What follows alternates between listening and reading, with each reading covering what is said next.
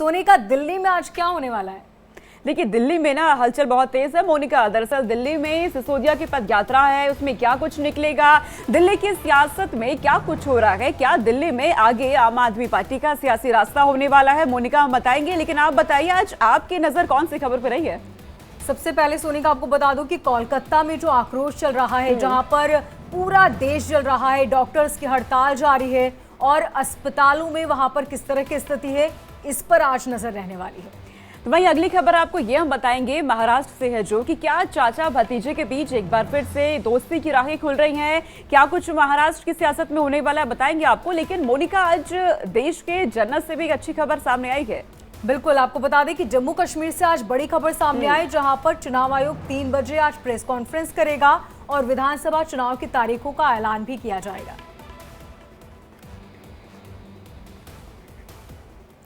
तो सबसे पहले बात कर लेते हैं हम दिल्ली की। दिल्ली के पूर्व डिप्टी सीएम सिसोदिया आज से अपनी पदयात्रा की शुरुआत करने वाले हैं और माना जा रहा है कि ये पदयात्रा दिल्ली के चुनावों की तैयारियों का ऐलान है। सिसोदिया की पदयात्रा 14 तारीख को शुरू होने वाली थी, लेकिन 15 अगस्त की वजह से तारीखों में बदलाव हुआ। बिल्कुल मनीष, सिसोदिया ने मोनिका अपनी पदयात्रा की शुरुआत का ऐलान कर ही दिया है। अपनी ये पदयात्रा वो पूरी दिल्ली में करने वाले हैं, जिसकी शुरुआत ग्रेटर कैलाश से वो करेंगे और शाम 5 बजे मनीष सिसोदिया अपनी पदयात्रा को शुरू करने वाले हैं। अगले साल 2025 में दिल्ली में विधानसभा के चुनाव होने हैं, इसलिए इस पदयात्रा को आम आदमी पार्टी चुनावी अभियान की शुरुआत के तौर पर अब देख रही है। और ये मोनिका बहुत ही ज्यादा दिल्ली की सियासत में ना इससे हलचल भी हो गई है, क्योंकि आम आदमी पार्टी पूरी तरह से एक्टिव मोड में नजर आ रही है।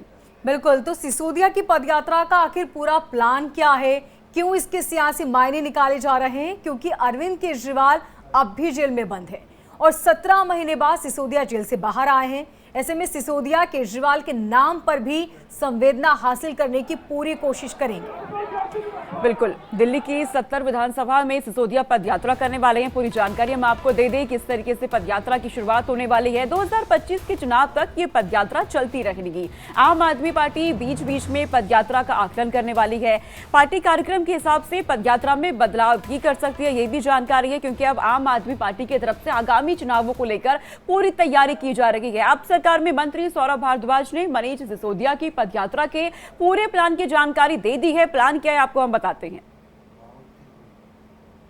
पार्टी की तरफ से अनाउंसमेंट की गई थी कि 14 तारीख से, यानी कि आज से, मनीष जी दिल्ली के अलग अलग इलाकों में पदयात्रा करेंगे, लोगों से मिलेंगे।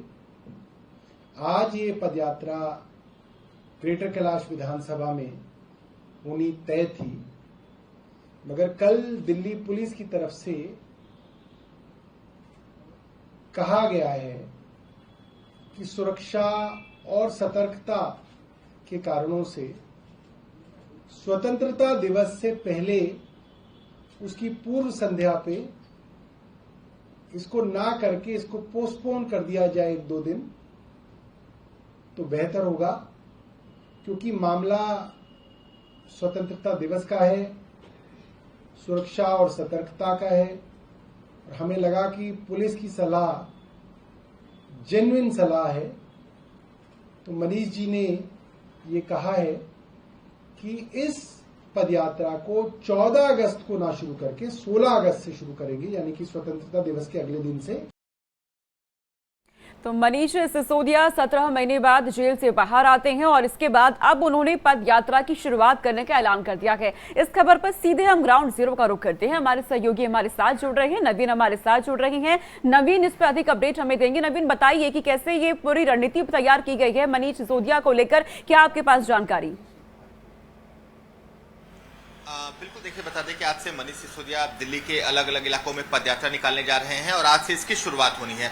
आज ग्रेटर कैलाश विधानसभा के कालका जी जो डीडीए फ्लैट्स हैं, वहां से मनीष सिसोदिया की पदयात्रा शुरू होगी और आने वाले दिनों में दिल्ली के जो तमाम 70 विधानसभा है वहां पर मनीष सिसोदिया जाएंगे, लोगों से मिलेंगे, कार्यकर्ताओं से मिलेंगे, उनको दिल्ली सरकार की जो योजनाएं हैं उसकी जानकारी देंगे। इसके साथ ही साथ अरविंद केजरीवाल से जुड़ा जो संदेश है वो भी मनीष सिसोदिया लोगों को देंगे।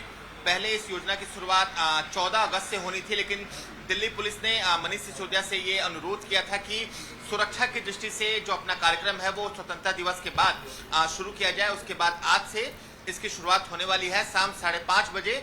मनीष सिसोदिया कालका जी जो डीडीए फ्लैट है वहां से पदयात्रा की शुरुआत करने वाले हैं और इसमें तमाम आम आदमी पार्टी के नेता भी शामिल होंगे और आने वाले 1 महीने तक जो मनीष सिसोदिया की पदयात्रा है वो दिल्ली के लगभग सभी जो 70 विधानसभा है वहां पर जाएगी। लोगों से मुलाकात करेंगे, क्योंकि जब आम आदमी पार्टी का जब पूरा टॉप लीडरशिप जब जेल में था तो कहीं ना कहीं लोगों से एक कटाव आम आदमी पार्टी महसूस कर रही थी, क्योंकि संजय सिंह, मनीष सिसोदिया, अरविंद केजरीवाल ये तमाम नेता जेल में थे और आम आदमी पार्टी के पास कोई बड़ा चेहरा नहीं था। लेकिन ऐसे में अब संजय सिंह जेल से बाहर आ चुके हैं, मनीष सिसोदिया जेल से बाहर आ चुके हैं, तो आम आदमी पार्टी फिर से वही जो उनका पुराना पैटर्न है वही शुरू करने जा रही है और इसकी शुरुआत आज से मनीष सिसोदिया करने जा रहे हैं। नवीन, तो ये तो साफ हो चुका है कि आम जनता से मिलेंगे और अपनी जो योजना है वो जनता तक पहुंचाएंगे, यही इस पदयात्रा का मकसद है। कितने दिनों की पदयात्रा होगी? अभी तक जो कार्यक्रम है वो लगभग 20 से 22 दिनों का है और बताया जा रहा है कि हर दिन मनीष सिसोदिया 2 के लगभग जो विधानसभा है उसे कवर करने वाले हैं और दिल्ली में लगभग 70 विधानसभा है, तो ऐसे में 20 से 22 दिन का जो समय है वो इसके लिए तय किया गया है। उसके बाद आम आदमी पार्टी जो अगली रणनीति है दिल्ली विधानसभा चुनाव को लेकर उसे लेकर आने वाली है। लेकिन निश्चित तौर पर जो पदयात्रा है उसे काफी भव्य बनाने की तैयारी अभी के समय आम आदमी पार्टी द्वारा की जा रही है। अलग अलग जो विधायक हैं, अलग अलग जो मंत्री हैं, उनको इसकी जिम्मेदारी सौंपी गई है और बताया जा रहा है कि जब मनीष सिसोदिया पदयात्रा करेंगे तो उनके साथ जो तमाम मंत्री हैं, जो तमाम इलाके के विधायक हैं, वो भी उनके साथ रहेंगे और कोशिश ये रहेगी कि ज्यादा से ज्यादा लोगों तक आम आदमी पार्टी की बिल्कुल ज्यादा से ज्यादा लोगों तक पहुंचने की कोशिश आम आदमी पार्टी के साथ ही मनीष सिसोदिया की भी बनी हुई है, क्योंकि 17 महीने वो जेल में रहने के बाद बाहर आए हैं। ऐसे में कोशिश है कि आम जनता के बीच वो पहुंचे। बहुत शुक्रिया नवीन तमाम जानकारी हम तक पहुंचाने के लिए। मोनिका, वैसे हम जब राजनीति की बात करते हैं तो राजनीति में पदयात्रा का सियासी इतिहास ना काफी पुराना मोनिका रखा गया। गांधी जी से उन्होंने दांडी यात्रा करके अंग्रेजों की नींव को हिला दिया था। जब हम बात गांधी जी की करते हैं, नमक पर लगने वाले ब्रिटिश टैक्स के विरोध में उन्होंने 388 किलोमीटर की दांडी यात्रा की थी। आजाद भारत की अगर हम बात करें तो 1983 में पूर्व पीएम चंद्रशेखर ने कन्याकुमारी से दिल्ली तक की यात्रा की थी और इस यात्रा को चंद्रशेखर ने भारत यात्रा नाम दिया था। 4000 किलोमीटर की इस यात्रा का फायदा चंद्रशेखर को तुरंत तो हालांकि नहीं मिल पाया था मोनिका उन दिनों में, लेकिन साल 1990 में वे देश के 8वें प्रधानमंत्री चुने गए। बिल्कुल। और 2003 में अगर हम बात करें, आंध्र प्रदेश के नेता वाईएस राजशेखर रेड्डी ने 2 महीने की पदयात्रा की शुरुआत की। अपनी 1500 किलोमीटर की इस यात्रा में वाईएसआर ने 11 जिलों का दौरा किया और इस यात्रा का फायदा उन्हें 2004 के विधानसभा चुनाव में मिला। मई 2004 में उन्होंने मुख्यमंत्री पद की शपथ ली और सितंबर 2009 तक उनका कार्यभार उन्होंने संभाला। बिल्कुल, और इसी तरीके से तेलुगु देशम पार्टी के नेता चंद्रबाबू ने 2013 में 1700 किलोमीटर लंबी पदयात्रा की। नायडू ने साल 2014 में विधानसभा चुनाव लड़ा और राज्य के मुख्यमंत्री वो चुने गए। इसी तरीके से मोनिका इतिहास और भी पुराना रखा गया पदयात्राओं का। बिल्कुल, तो पिता की तरह ही आंध्र प्रदेश के पूर्व सीएम जगनमोहन रेड्डी ने 341 दिन की पदयात्रा 2017 में निकाली थी और इस बीच जगन ने करीब 2 करोड़ लोगों से संपर्क साधा। 2019 के विधानसभा चुनाव में उन्होंने 175 में से 151 सीटें जीती और आंध्र प्रदेश के मुख्यमंत्री बने थे। बिल्कुल, अब हम आगे रुक करते हैं मोनिका। एक बहुत अहम जानकारी मेरे पास आ रही है, मैं चाहती हूँ दर्शकों तक वो हम पहुंचा दें। जम्मू कश्मीर के साथ ही साथ हरियाणा विधानसभा चुनाव के लिए आज का दिन काफी अहम है। विधानसभा चुनावों को लेकर चुनाव आयोग की प्रेस कॉन्फ्रेंस होने वाली है। जम्मू कश्मीर और हरियाणा के लिए चुनाव की तारीखों का आज ऐलान संभव है। बिल्कुल, दोपहर 3 बजे चुनाव आयोग की प्रेस कॉन्फ्रेंस होगी। सूत्रों की माने तो हरियाणा में जहां एक चरण में चुनाव हो सकते हैं, तो जम्मू कश्मीर में 3 से 5 चरणों में वोटिंग कराई जाएगी। बिल्कुल, जम्मू कश्मीर की इस वक्त चर्चा बहुत ज्यादा हो रही है। ऐसे में आपको अब ये बता दें कि सभी की नजर जम्मू कश्मीर की चुनावी तारीखों पर ही अब टिकी है, क्योंकि जम्मू और कश्मीर की चुनाव काफी अहम है। लेकिन क्यों अहम है ये चुनाव, ये भी हम आपको बता देते हैं। दरअसल धारा 370 हटने के बाद ये पहला विधानसभा का चुनाव होगा। केंद्र शासित जम्मू कश्मीर में विधानसभा का पहला चुनाव होने जा रहा है। 8 साल बाद विधानसभा के चुनाव होने वाले हैं। 2016 में अंतिम विधानसभा चुनाव हुआ था जम्मू कश्मीर में। 2018 में गठबंधन सरकार यहां भंग हो गई थी। इसी तरीके से अब आपको मोनिका आगे की जानकारी देने वाली है। बिल्कुल सोनिका, आपने बहुत अच्छी जानकारी दी। और इससे पहले 2016 में बीजेपी ने पीडीपी के साथ मिलकर जम्मू कश्मीर में सरकार बनाई थी और महबूबा मुफ्ती उस सरकार में सीएम बनी थी, लेकिन सरकार ज्यादा चली नहीं। इसके बाद जम्मू कश्मीर में काफी बदलाव हुए। सोनी का ये भी समझना बहुत जरूरी है कि पिछले साल दिसंबर में देश की सर्वोच्च अदालत ने चुनाव आयोग को वक्त दिया था कि 30 सितंबर 2024 तक वो जम्मू कश्मीर का विधानसभा चुनाव हो जाना चाहिए। अब ये वक्त काफी पास आ चुका है, नजदीक आ चुका है, इसलिए आज चुनाव आयोग 3 बजे प्रेस कॉन्फ्रेंस कर तारीखों का ऐलान करेगा। बिल्कुल। और इस खबर पर मोनिका हमारे साथ रमन सैनी जुड़ रहे हैं, अधिक जानकारी वो देंगे। रमन, जम्मू कश्मीर को आप लगातार कवर करते आए हैं, आपने वहां पे सारे दौर देखे हैं, आतंकी घटनाएं आप देख रहे हैं, धारा 370 हटी वो दौर आपने देखा है, आपने बड़ी कवरेज की और अब जम्मू कश्मीर में विधानसभा चुनाव की तैयारियां चल रही है, सुगबुगाहट अब तेज हो चुकी है। आपके सूत्र क्या जानकारी आपको दे रहे हैं रमन? जी सोनका, देखिए जो जानकारी हमारे सूत्र हमें दे रहे हैं उसके मुताबिक आज 3 बजे जब इलेक्शन कमीशन ऑफ इंडिया की तरफ से प्रेस कॉन्फ्रेंस की जाएगी तो उसमें निश्चित रूप में जम्मू कश्मीर का विधानसभा चुनाव का जिक्र जरूर होगा और यहाँ पर चुनाव की तारीखों की घोषणा जो है वो की जाएगी। जिस तरीके से लगातार ये जानकारी मिल रही है कि 3 से 5 चरणों में ये चुनाव जो है वो जम्मू कश्मीर में कराए जा सकते हैं। दरअसल जम्मू कश्मीर की अगर हम बात करें तो 10 साल के बाद यहाँ जम्मू कश्मीर में कोई विधानसभा का चुनाव जो है वो होने जा रहा है। आखिरी चुनाव 2014 में हुआ था और उसके बाद जम्मू कश्मीर में जो सरकार थी भारतीय जनता पार्टी और PDP की, वो गिर गई थी और उसके बाद गवर्नर रूल जो है यहाँ पर लागू हो गया था। उसके बाद हमने देखा 5 अगस्त 2019 को एक ऐतिहासिक दिन था जब जम्मू कश्मीर से आर्टिकल 370 और 35A को हटाया गया और उसके बाद उस तारीख के बाद अगर हम ये कहें कि ये पहला विधानसभा का चुनाव जो है वो जम्मू कश्मीर में होने जा रहा है। जिस तरीके से लोकसभा के चुनाव हमने देखा कि बम्पर वोटिंग जो है वो जम्मू कश्मीर में ही हुई, ना केवल जम्मू में बल्कि कश्मीर में भी लोग बढ़ चढ़ कर निकल कर आए, लोकतंत्र में उन्होंने अपना विश्वास बहाली जो है वो दोबारा दिखाया। इसी से उत्साहित होकर हाल ही में जो 8 और 9 तारीख को इलेक्शन कमीशन की टीम जम्मू कश्मीर के दौरे पर आई थी, उन्होंने साफ तौर पर कहा कि जो उत्साह जम्मू कश्मीर के लोगों ने लोकसभा चुनाव में दिखाया है उससे अब ये साफ हो गया है कि जम्मू कश्मीर के लोग जो हैं वो अपनी एक चुनी हुई सरकार चाहते हैं यहाँ पर। इसीलिए उन्होंने स्पष्ट किया कि अब चाहे आतंकवाद हो यहाँ पर या किसी भी तरीके से पाकिस्तान रोड़ा डालने की कोशिश करे, लेकिन लोकतंत्र को जम्मू कश्मीर में बहाल होने से कोई रोक नहीं सकता है। रमन, हमने देखा कि पहले आतंकी घटनाएं कश्मीर में बहुत ज्यादा होती थी, लेकिन अब जम्मू को भी टारगेट किया जा रहा है। ऐसे में रणनीति में तब्दीली तो आई है, लेकिन चुनाव कराना वहां पर कितना बड़ा चैलेंज है?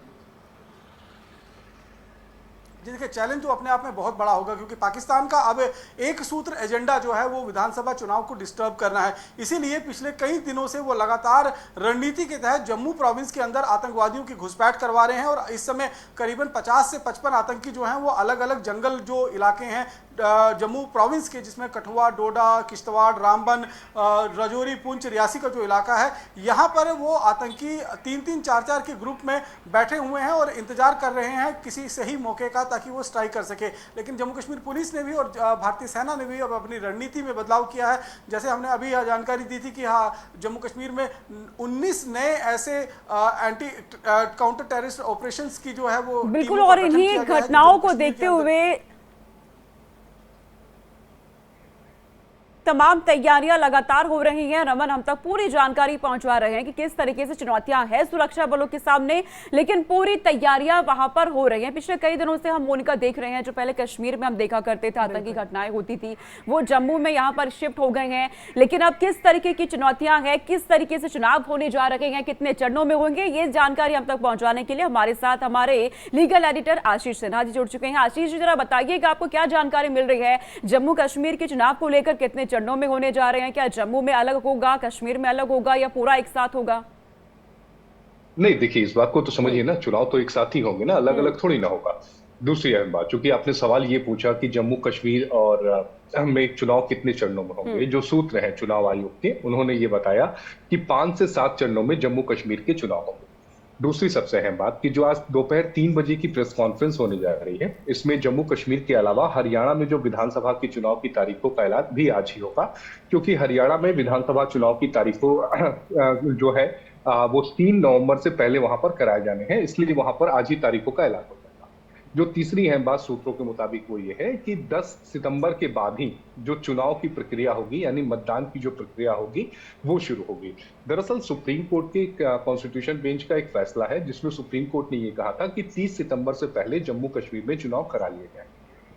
लेकिन सबसे अहम यह है कि जम्मू कश्मीर में 10 सालों के बाद चुनाव हो रहा है। इससे पहले जो चुनाव हुए थे वो 2014 में हुए थे, लेकिन उस समय जो सीटों की संख्या थी ठीक, वो आशीष 87 आप बने रहिए हमारे साथ। हम सीधे अपने दर्शकों को लिए चलते हैं देहरादून, जहां पर रक्षाबंधन महोत्सव कार्यक्रम मनाया जा रहा है और मुख्यमंत्री वहां पर पहुंचे हैं।